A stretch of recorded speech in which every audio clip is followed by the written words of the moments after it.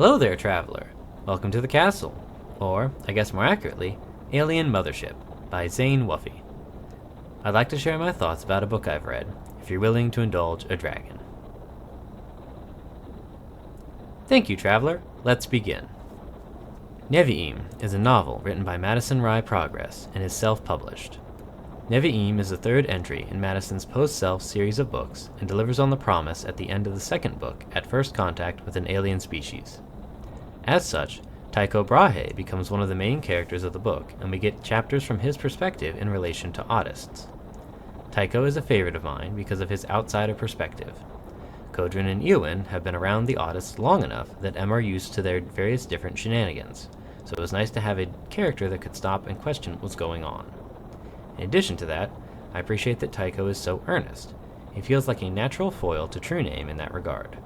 True Name would like you to think she is earnest, but with every move calculated to the nth degree, that illusion can waver quickly. Madison's usual style is in full force here, and she makes excellent use of the more science fiction-focused aspects of the book. The alien species they make contact with are dubbed the Artemisians, and each of them have their own eccentricities that inform how they interact with the main cast. I was wondering how Madison was going to address culture shock when the Artemisians showed up on Castor, since beings that also live in a simulated computer environment would naturally have a lot in common. The use of time skew, a way for an instance to experience time at a different interval than others, provides a good way to incorporate that disconnect. In the same way that forking is second nature to users on Castor, time skew is a natural part of the Artemisians' daily lives. A larger theme of this book also seems to be working through difficult emotions through the processes of therapy. Sarah Jeanette is a new character that is introduced who functions not only as one of the emissaries for Castor, but also as a therapist for multiple characters. There's a persistent threat of the Ode Clade breaking down, and setting up therapy sessions is one of the techniques that Eowyn and May Then My Name use to try and stem that rising tide.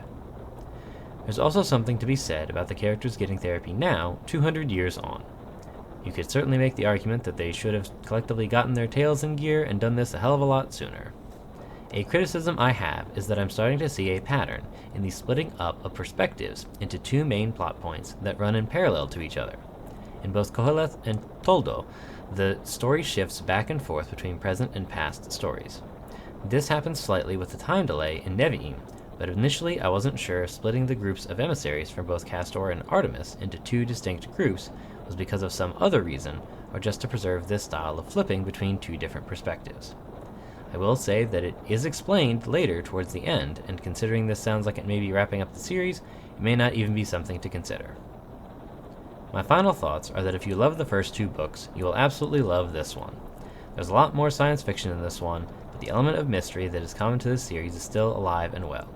The book is worth the last chapter on its own, so I would recommend picking it up.